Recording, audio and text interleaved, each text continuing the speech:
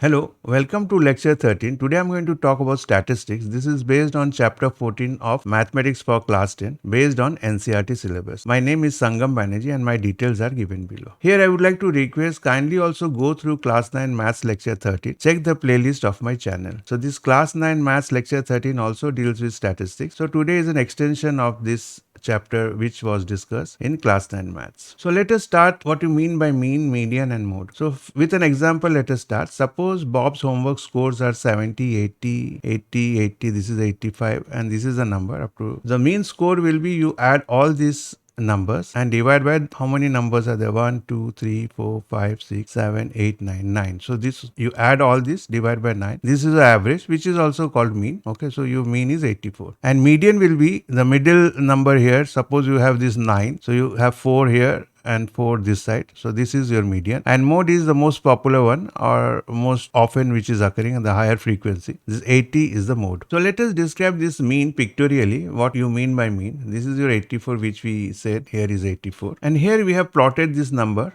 this 70 here and 3 80s and 185 here is 85, 186, 2 90s and 195. This I have plotted it here on the number line, and you see what is mean. Mean we found it is to be 84. So what it means that if suppose 84 is here, so 84 and these are the numbers, same numbers here. So what is the difference between these numbers and the mean? This is 4. Then this number also 84 is a mean, so 4. This is also similarly 4 and this is 70. So in 84 the difference is 14. Okay, you can write minus also for all. And here 84 and 85, this is plus 1 differences. Here 86 minus 84 is 2. Here 90 minus 84 is 6. And similarly 90 minus 84 is 6 and 95 minus 84 is 11. So if you add this one, so this is here I have added minus 14. This was minus 14 and minus 4. If you add, you get minus 26. And here also if you add all this, you get 26. So here it means the summation of distances below the mean, this is equal to summation of distances above the mean, 26. This. So these two summation in the left hand side of the distances below the mean and the summation of distances above the mean, they are same. Now what do you mean by median? Same plot I have. These are the data points. So here median is a number where you have equal number of data point. Here 3 plus 1 is 4 here, and here also 1 plus 2 plus 1 4. So this side you have same number of data points, and in the left side also you have same number of data points. So this will be the median. This we have discussed in much detail in class 9. So I would like you all to go here. This is for the sake of completeness. I am presenting it again here. So here I am showing pictorially what is mode. Mode is the most popular one or most prominent, highest frequency. Here you have 80 is the mode which I have mentioned, and median is data point 50% above the median, and there will be data point 50% below the median. So this is your median, and in mean it is like a balance, like a fulcrum here. So the distance is above the mean and summation of distance below the mean. So all this will be same, so it will be balanced. So this is the meaning of mean. So to recapitulate, here you see I have put some series of number 9, 9. Okay, there are 3 9s, 2 10s. So mode will be 9 because this is the highest frequency. Mean will be sum all of them. 131 is the sum of all divided by their 10 numbers. So 13.1 is the mean. And what is the median? You have 10 numbers. So half will be 5. So you have 5 numbers here and 5 numbers here. So somewhere median will be in between. So 10 plus 14 divided by 2, that is 24, divided by 2 is 12. And range is from 9 to 20, that is 20 minus 9, that is 11. So please kindly go through my class 9 lecture number 13 also. So this mean, median and mode are the measures of central tendency. And what are central tendency? These are the averages, okay, which is mean. And then you have median and mode. And here mathematical average means you have to do the summation and divide by the number of data points. So this can be done, but here you have to know the position. So the middle position or the position where there is the highest frequency. So these are positional averages. Okay, one is mathematical average, one is positional. So in this mathematical average or mean, you have arithmetic mean, geometric mean and harmonic mean. So this is beyond the scope of standard 10. Maybe in class 11 we will discuss this. I don't want to waste time here which is not in your syllabus. So this is what I had said earlier in the previous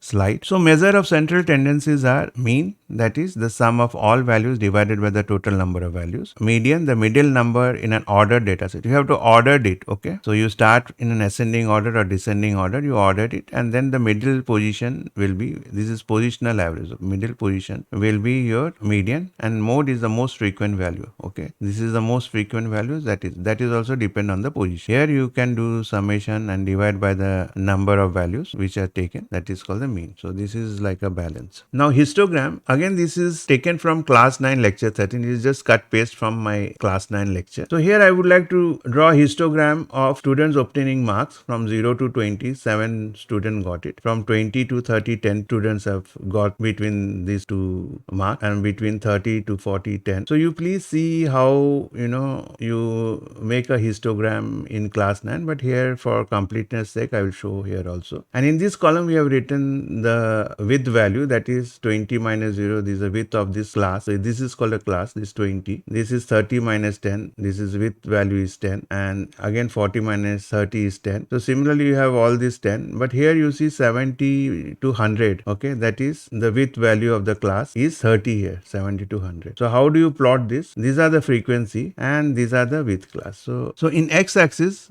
I plot all the marks 10, 20, 30, 40, and this is the class interval. This width is called the class interval. So here we see that in this class interval, which is 20, this is double the size of this class interval, which are 10, and in 20 it is 7. So here I take the minimum class width as a class interval. So this 20 is twice of this class interval, and if I mark the frequency in 7, then in principle that means from 0 to 20 you have 7 plus 7, that is 14, but that is not allowed. So this 7 will become 3.5 because you have two class intervals. So 3.5 into this two class interval is 7. So you plot the height of this histogram, that is the frequency at 3.5. Okay, so this class interval 0 to 10 you have 3.5, and from 10 to 20 again you have 3.5. So 3.5 plus 3.5 is 7. So between 0 to 20 you have 7. So this is what is been mentioned. So similarly in here you see it is 30. So you have three class intervals here. So divide this 8 by 3, that is 8 by 3 is 2.67. So your height of the histogram will be 2.67 into 3, which is equal to 8.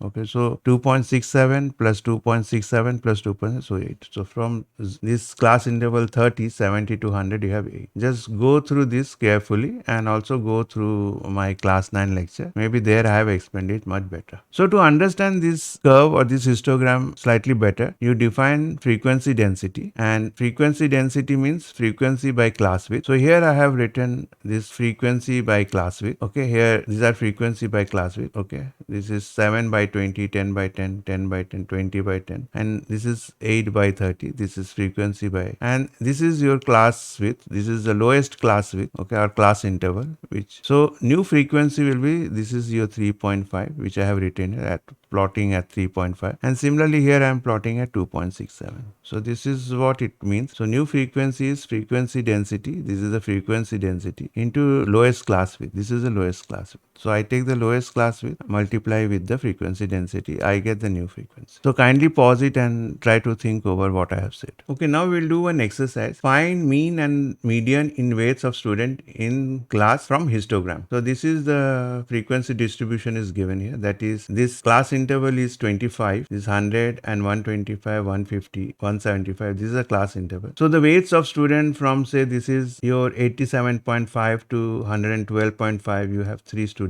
So then from 112.5 to 137.5, you have 7 students. So these are the histograms given here. This axis is weight of the students in pounds. So how do you find a mean and a median? So histogram contains equal base of rectangle class interval of 25 pounds, as I mentioned, and frequencies height of rectangles, this is height, are 3, 7, 8, 10, 1, 1. So total number of students are 3 plus 7 plus 8. These are the frequencies. So you add all the frequencies, you get the total number of students. And then total weight of all students is, now this is 3 into 100. I will define, this is sometimes called as a class mark. This is between these 2.100. This 125 is also a class mark between these two values. So here one can say that the total weight of all students is 3 into 100, then 7 into 125, 8 into 150, and 10 into 175, 1 into 200 plus 1 into 225, which is total is 4,550 pounds. So the mean weight will be your 4,550 divided by 30 students. So it is 151.66, or if you round it up, 151.67 pounds. So this is the mean weight. Okay, now how do we find the median from this histogram? As I had mentioned earlier, that you have to arrange the weight in an ascending order, in some ordered, and then the value in the middle number is the median. So how do we find it? Here the total area of a histogram is, here it is 3 into, this is 25 is the width of the class, this is the class interval. So if you 3 into 25, then 7 into 25, 8 into 25 plus 10 into 25, then 1 into 25 plus 1 into, that is 750. So this is the total area under the histogram. So for median, we want the value with the area of 750 by 2, that is 375 as an area to the right of the median and 375 to the left of the median. So this is the middle value, 375 to the left and 375 to the right. But the area of the first two box, that is 3 into 25 and 7 into 25, is 250. So it is smaller. So, and the first three box, if you take this also, if you add 8 into 25, you get 450. So this is more than the median. Hence consider only the first two box. So area below the median, this is, suppose this is a median. So area below the median minus area of these two box, I will get the distance x. This I know it is 137.5, because if I add 12.5 to this number, okay, because each interval is 25. So this number plus x will be the median. So the remaining area required is 125. So this is your, say, x, this is the width into height. So this area we require, that is 125 is x into 8. So this is the area. So x is equal to 125 by 8, where 125 is the area and this 8 is your height, this frequency. So this x will be the width. So x is equal to 125 by 8, that is 15.625. So now I add this width to this number 137.5. So I get the median. Okay. So here I have written the third box begins at 137.5. There are two class width, okay, a class interval. So the median is 137.5 plus x, that is 15. This is 153.125 pounds. So we saw it was a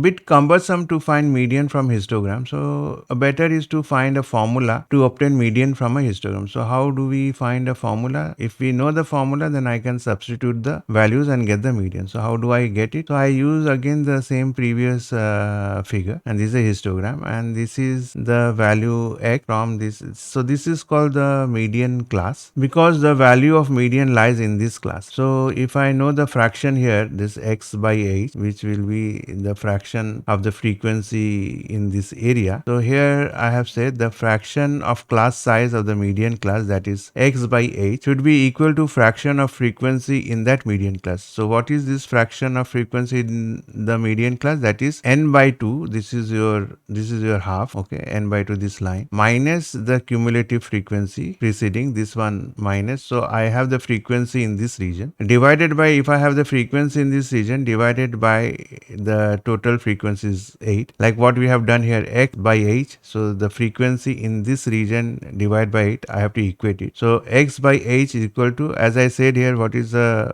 frequency ratio? This in this region divided by 8, that is n by 2 minus cf, that is, this is your at n by 2 position, minus the cumulative frequency of this one, these two boxes, minus cf. So here I have written n by 2 minus cumulative frequency of class preceding the median class. This is the median class, the preceding the median class, the cumulative, you have to add all this preceding this median class, where n is the number of observation. To n, this n is the total number of observation. So if I equate x by h is equal to n by 2 minus, this is the cumulative frequency, divided by f median class. So this is the number of frequency in this region divided by the median class, which is here 8. So if you put this value, anyway, we'll take this example. So x is equal to, this h will go here. So x is equal to this times this h. Thus median is, the median will be lower limit of the median class. The lower limit of this median class here is 137.5. Here I have called it L. So this is L plus this value x, and x value is given here. So now let us use this formula to find the median. So L is here 137.5, which we know it. It is very easy. It is given here 125 plus 12.5 is 137.5, because each class interval is 25. Okay. Here it is 100 to 125, 125 to 150. So each class interval I know it is 25. So 125 plus 12.5 is 137.5. So L is this. Then I know that total number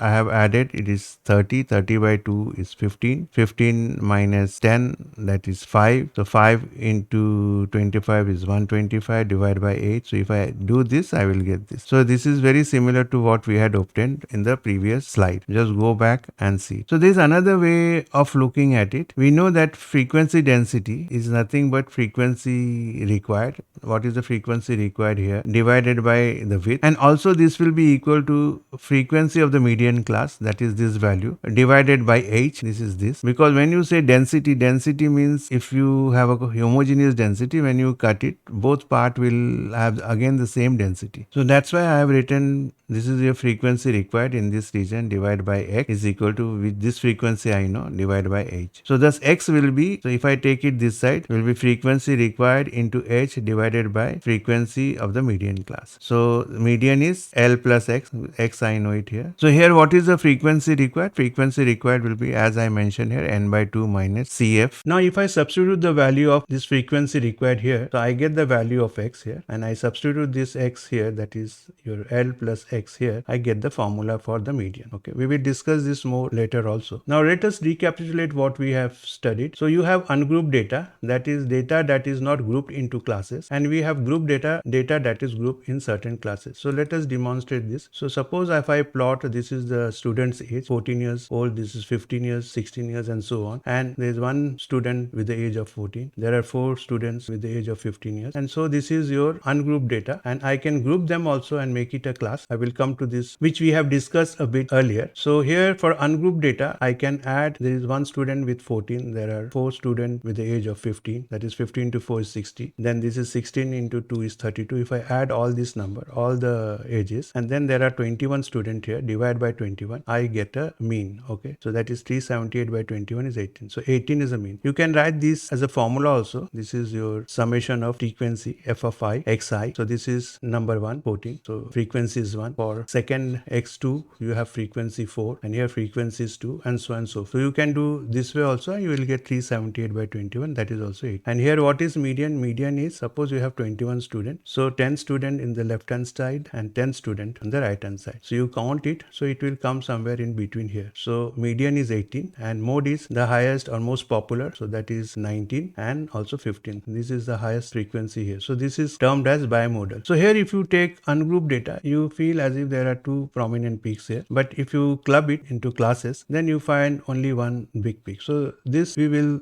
make it clear as we proceed. Now for group data, now here you see this is the class mark, it is called. So between this 13.5 and 16.5 is 15. So similarly between 16.5 and 19.5 is 18. So these are the class mark, that is lower limit of the class plus upper limit divided by 2. So these are the class mark. And so how do you find the mean? It's very similar to this formula. It is 7 into 15, because there are 7 frequencies, 7 here, and this is class mark. This xi is 15. Then frequency is 8. 8 into this class mark 18. So 8 into 18, and similarly 6 into 21 divided by 21. So here I get 375 by 21, which is very similar to this value, very close. So why this is a bit lower than this? Because here the frequency is higher in the left hand side than the right hand side. So this median will move towards the left. So anyway, we will see this in greater depth in next few slides. So to obtain median, the total area of the histogram, there is a total area of this is 7 into 3. 3 is this class interval. 7 into 3 plus 8 into 3 plus 6 into 3. This is your height is 6 here, and width is 3. So this is the area. So you sum up all the area. So here it is, since 3 is common, I take 7 plus 8 plus 6 into 3, that is 63. Half the area will be 63 by 2, that is 31.5. And since the area in the first box is 7, this is your frequency, 7 into 3 is 21. So the remaining area required is 31.5 minus 21, that is 10.5. So we have to find this remaining area here, this area plus some area to get the mean. So area required, we have to know how much area is required here to get this 31.5 as the half half area. So since I know this area, I write 10.5, which is required, the balance one. That is x width. This we have to find it, that how much is the x. And this class width we will represent always as h, which we will see in next few slides. So what is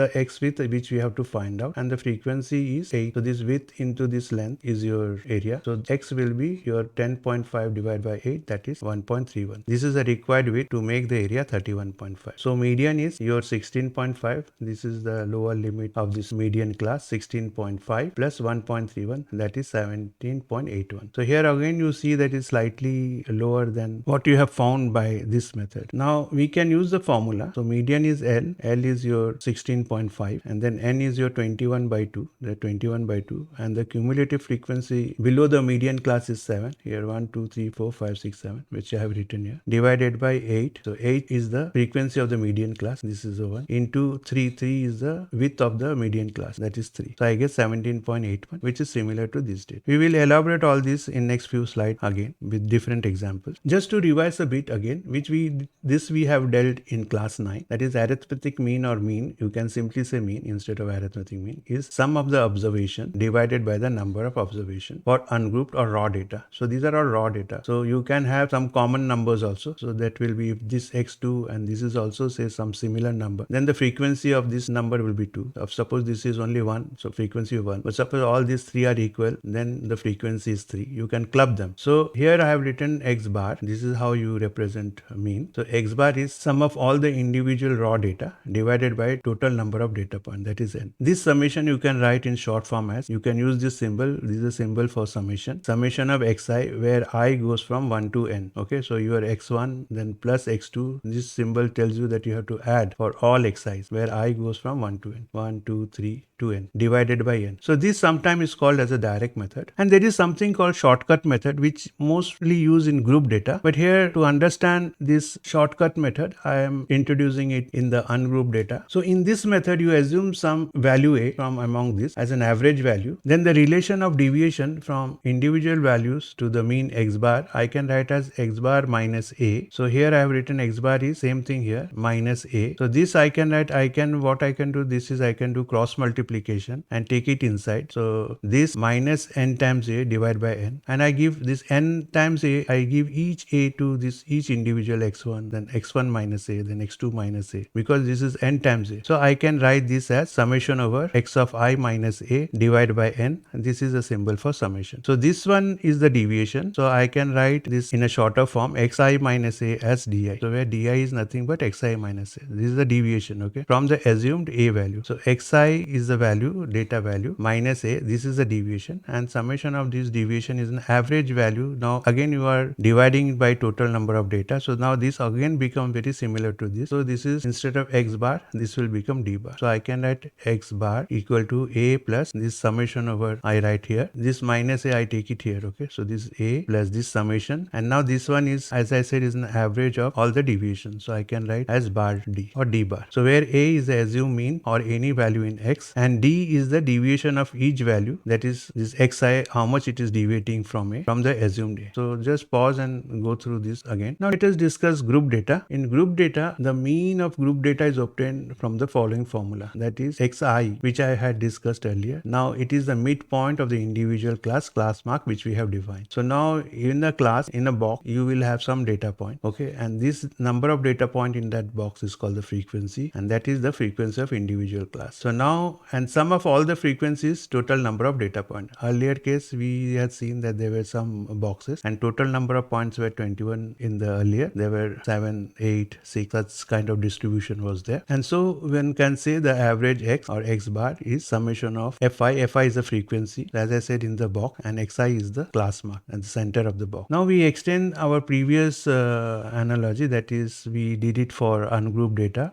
individual data, to this class or group data. So here again we can find the average x, that is the x bar equal to, this is again the assumed mean. This is analogous to what we did for ungrouped data. So I write again here a. For ungrouped data we had not put this fi. So now here, because these are grouped, it is in some classes, so I have to take into account of the frequency in that particular classes. So this is very similar to here, what I have done here. And this is a deviation. Deviation is nothing but this di is xi minus a. So what is the deviation? This is the assumed value, and each of the data how much it is deviating from the assumed value. And if you take, there will be different this di's, and the average of it can be represented like this. This is average of x, this is average of d. So I can write x bar is equal to a plus average of d. So this is assume mean method. We will deal all this in one example, and we'll compare the solution from all these methods. So now again there is another one is called step deviation method. So here in step deviation method, you consider the class width, where h is the width of the class interval. So here if I take xi minus a by 8, if I substitute here is xi minus a, that is deviation, divide by h. So since I am dividing by h, I have to multiply by h. So now this xi minus a by h I can write as ui, which is nothing but this deviation by h. So you get this equation. So you have for the direct method, and this is for the assume mean method, and this is a step deviation method. It may be a bit confusing, but why people are using this? These are sometimes called shortcut methods. So when you deal with very large number, it is sometimes maybe very difficult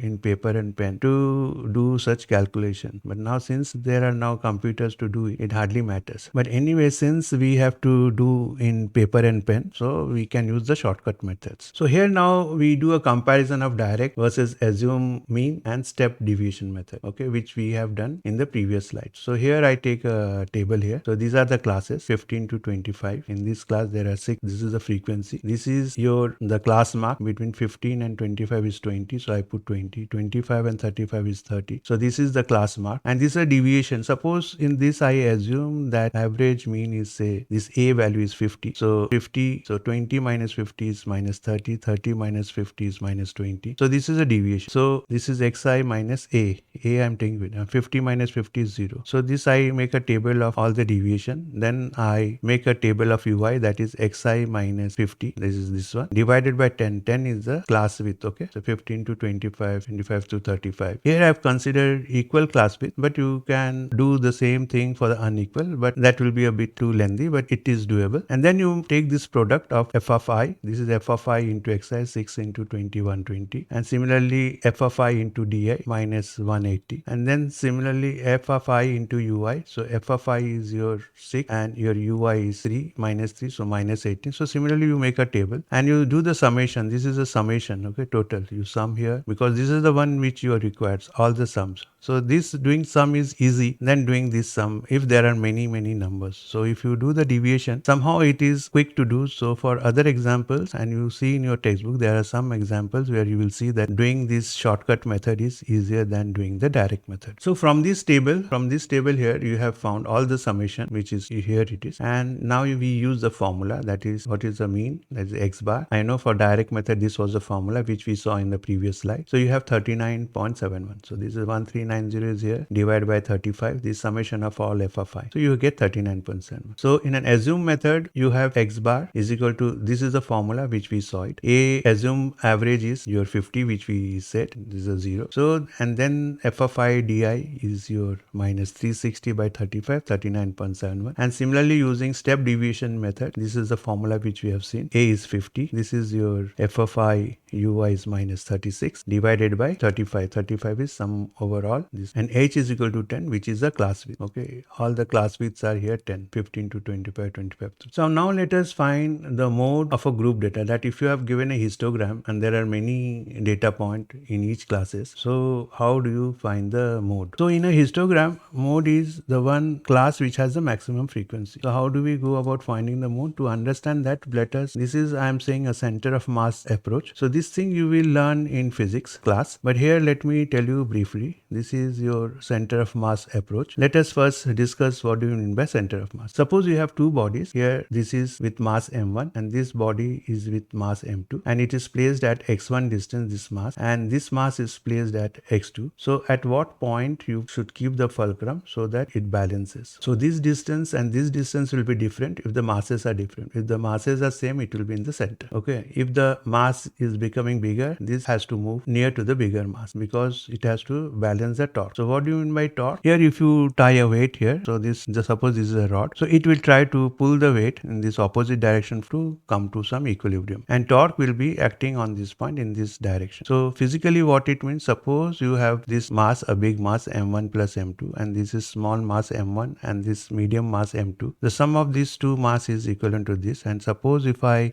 have a rod, I put a mass here and if if I put a mass here, of course there will be a torque. This fellow will have some torque. This fellow will have more torque than this one. This is a shorter distance, this is a longer distance. And the definition of torque is your R cross F. We will not discuss much about what you mean by cross product. For the time being, you consider it as multiplication. And the torque here will be in this direction. So for equilibrium, you know that summation of all the torque should be 0, because whatever torque here it is acting in this direction should be balanced, so that this is in a balanced condition. So torque in the left hand side should be equal to torque at the right hand side because of equilibrium. And here torque is equal to R cross F, that is your X is your R and F is your M into G, where this G is your acceleration due to gravity. So now if I balance this M1 plus M2 times G times X CM, okay, this is your center of mass. Suppose we do not know this value, but we know this mass M1 and I know this mass M2, and even I know what is the distance, is say 4 meter, and from here to here is 8 meter, this 4 meter plus 4 meter. Then I can substitute this value and I will get here 52 kilogram meter, and here I know that is 8 kilogram, which is given here, and into, say, suppose if I didn't knew this, so I can write this as center of mass is this divided by 8, which I have written here. But here now, since this torque has to be balanced, we know that answer should be 6.5. So this is as good as saying that this distance, I label it as X center of mass, is 6.5 meter if I club these two mass and put it here. Okay, so it will have the same torque here, which I have explained here. This torque has to balance with this torque. So just pause it and go through it, and some numbers are given here, and see whether you understand. So how this is related to finding mode of a histogram. So suppose you have this kind of a distribution. This F0 is a frequency. This number you should write in the y-axis, but I have written for you to understand better. This frequency for the center one is F1 and this is F2. And here we will use the center of mass concept. So if suppose these two frequencies are same, then your mode will be in the middle. And suppose this frequency increases, this mode will move towards this class. And if suppose this frequency increases, then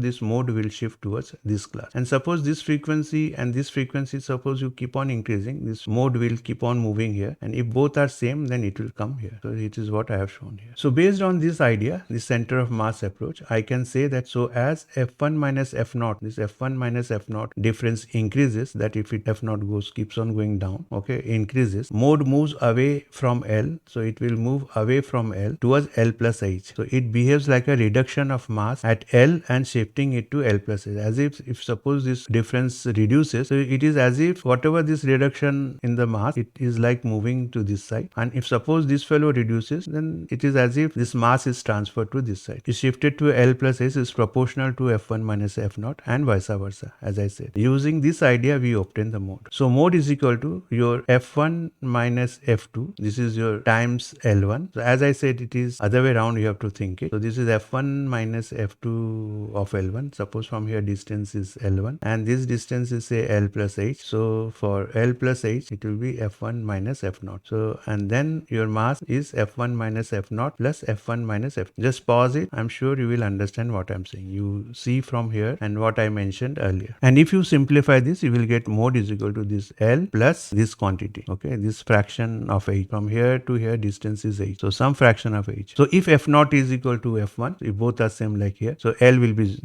will be 0. So 0 into H is 0. So mode will be at L, which we have shown here. So similarly for this other end, F1 minus F2, if they are same, that is F1 minus F2 is 0. So you are left with one F1. So F1 minus F0. So this F1 minus F0 will get cancelled. So it will be simply L plus H. So this line, if suppose this goes here instead of this green and yellow equal, and your yellow and red becomes equal, so your mode will come to here. So it will be L plus H. Just pause and go through it. Now let us obtain mode of group data geometrically. Earlier we saw it using center of mass approach. Now we do geometrical, because center of mass approach you use the physical concept. But now since you are all expert from my classes in class 9, you all know geometry better. So let us do geometrically. So here again I have plotted a histogram. This is again the frequency F0 for this class. This is the frequency F1 for this, and this is frequency F2 for this. As again you should remember, when we say mode, you have to consider the class with the highest frequency. So this is what we are considering. So if these two frequencies are same, and if I draw a triangle here, it will exactly cut at the center. But if suppose if this frequency goes up and this goes down, then it will cut somewhere towards the left hand side if this increases. And if suppose this increases and this decreases, the mode will go towards the right hand side. Okay, which I have explained earlier also. So kindly go through it slowly. You can pause, think about it, go back and try to understand. So now my main aim is to find this distance.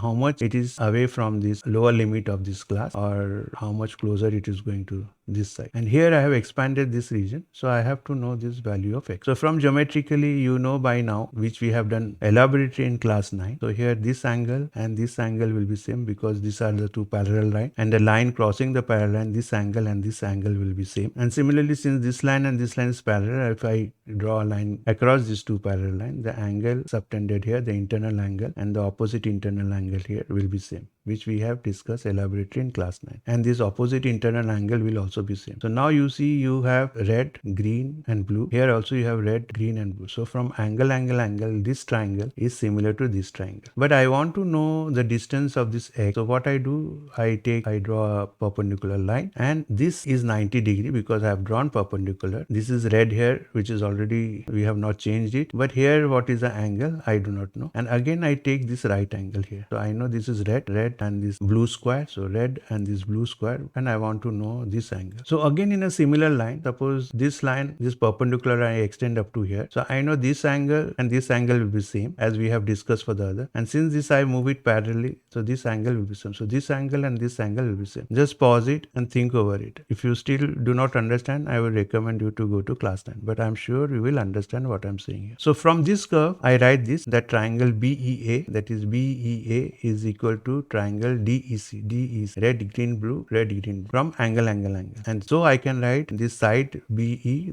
this is a big triangle. So all numerators are big triangle. BE, this is BE from red to green and red to green. BE by DE is equal to AE by EC. This is again from green to blue. Here is green to blue. And AB, this is a big triangle, AB by CD. And we know that AB is what? This distance is F1 minus F0. And CD is F1 minus F. So I have written it like. So similarly, anyway, I have to find this x. So this will be required. And then we know that this triangle, okay, this red, one blue square and this question mark. So I take again this blue square, red and one question, these two triangles. So that is your triangle BCD. This is BCD. Okay, C is here. Is similar to triangle E. This question I start with here. So I start with here, EFB. So EF. So again from angle, I know that BF, this is your BF and this is your, see, this is a shorter side, this is in between, and this is hypotenuse. So here also I take this shorter. So this BF by CD, that is equal to BE by BD. So here I have taken on numerator small, and this is big triangle, again small and big triangle. So you can either flip it also, big triangle small, then big triangle, small triangle side, then big triangle side and the small triangle side. But here I have taken small triangle side up numerator and big triangle side I have taken as a denominator. So you get this condition. And similarly FE, this is FE by BC, this is BC. So we know that FE is equal to X and BC is equal to H. So now what are common here? This BE is common here. So I pick up this BE and I can write this BE is equal to F1 minus F0 by this thing times D, I bring it here. And similarly this B is also equal to, I bring this BD to this is X by H times BD. So this B is equal to this, and this BD, I know this BD is BE plus ED. This is the length, BD is length of BE plus ED. This is the sum of these two, which I have broken this BD into two pieces. So I can write this quantity here is nothing but X by H, and B is also, I can write same quantity here as a substitute the value, because I know B is this plus D, and now DE is common. So I bring it out D, and I know that I can cancel DED. So I now have equation only related with F1, F0, F2 and X and H. So sides are now irrelevant. So I rearrange this after cancelling this D. D is a common, as I said. So you can cancel when D comes here, this D will cancel with this D. So now I have this equation. Just pause and go through it. It is not so difficult. And then you have this one, and here again I do cross multiplication and I get this. So here now these two denominators are same, F1 minus F2 and F1 minus F2. If I bring it here, I can cancel it. So I have X equal to H will come here, F1 minus F0, and this 2 F1 minus F0 minus F2 will come here. So this is a formula for this distance X. So what will be mode? Mode will be L plus x. So if I substitute the value of x here, from here, I get the mode. So here I put both the formula together, and we know that in a mode, you have highest frequency is the most popular number of data which you have there. And in median, you have to have data, 50% of the data below the median and 50% data above the median. So this is your lower limit of the median class, and this is your 50%. N is the number of data points. So this minus all the cumulative fraction below the median class divided by the frequency of median class. So this really tells you what fraction of h. H is the width of the median class. So L plus what fraction of the width of the median class you have to take. So I'm sure if you just go through it again coolly, you will understand what I mean. Now exercise 14.2.6 of your textbook. Here a student noted that the number of cars passing through a spot on a road 100 times he has measured it, each of 3 minutes. So for 3 minutes he has measured how many number of times the car passes through one particular spot and summarize it in the table given below. Find the mode of the data. So he has summarized the number of cars within 3 minutes from 0 to 10. He found that 7 times he has found it. The sum of all these frequencies is 100, and number of cars passed between 10 and 20 is 14 times. So this is how he has tabulated, and we have been told to find the mode. So now I know this is the mode will lie somewhere here because this is the maximum frequency. So I will use the mode formula to find the mode from this table. So mode is your this 40. 40 is the lower limit of this class, so L. So now I can label this as F0, F1 and F2, and I substitute this value here, that is 20. F1 is 20 minus 12 is F0 divided by 2 into 20 minus 12. F0 is 12 minus F2. F2 is okay. So if I simplify it, I will get 44.7 cars. So note here, if the frequency in class 30 to 40 here and 50 to 60 were same, then the mode would have been 45. So here it is 44.7. So it is moving towards this side, which I have explained you physically. So here the middle of 40 and 50 is 45. So if both would have been same, then your mode would have been 45. And think about it. Note the center of mass like behavior. Now let us obtain median from graphical representation of cumulative frequency division. So here I would like to show you that by graphical representation also you can find the median instead of going through what we did in the previous. So how do you go about doing it? So this is an example, an annual profit earned by 30 shops. So you have 30 shops here of a shopping complex in a locality giving rise to following distribution. So what are the distribution? This is profit in lakhs. So more than equal to 5 lakhs. So almost all shops have made a profit more than 5 lakhs. More than 10 lakhs, some little, there's 28 shops. More than and equal to 15, 16 shop, and so on and so forth is given here. Okay. And more than 35, you have only 3 shops who have made a profit more than 35 lakhs. Now here I tabulate classes, that is from 5 to 10, 10 to 15 I write here, 30 to 35 and 35 to 40 because it's more than. Okay. So more than 35 also you have 3 of them. So there are 3 of them. So here I have written 3 here. So how do you find this? How many number or these new frequencies? This is in a reducing. So this is called table for less than ogive, and this is for table more than ogive. That is more than this value. More than 5 lakh is 30, 10 lakhs is 20. So here it is less than ogive. So I have now 2 table. This is one table, this 30, 28, and from this I can make this frequency, that is between 5 and 10. This is only 2 shops, 2 frequencies, 2.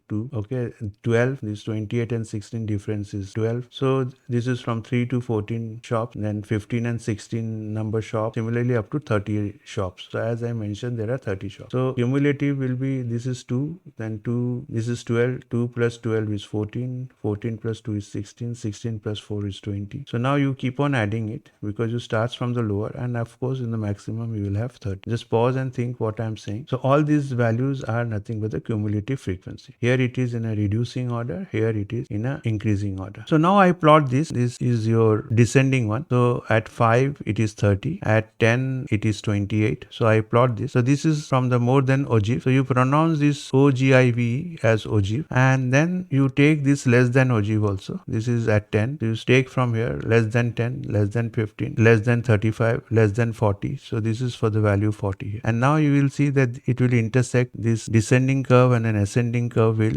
intersect at one point, and this is called the median, and hence the median value of profit will be here in the crossing point, that is 17.5. But now let us use formula and see whether it's the same thing. I use this formula for the median. So this is your median class because you have 30. So this is 15 and 16. This falls in the middle. So this is 15. L will be your 15 plus some x. What is it? So here n by 2 is the total number of shops divided by 2, that is 15. And cumulative frequency below the median class is 14. So this is a cumulative frequency. frequency is 14 below this, because you have added this 2 plus 12 is 14. So the CF is 14. H, you have class difference is 5. L is 15, as I said. This is your lower limit of this median class is 15. And the frequency of the median class, this is 2. Okay. So 2 number of shops have profit in this range. So I substitute this value in this formula and I get 15 plus here n by 2 is 15 minus 14 CF divided by 2 into 5. 5 is the class width. So if I do it, I get 17.5. So I think we have covered more or less the full chapter on statistics, and next class we'll go to probability. And so thank you and see you in next lecture.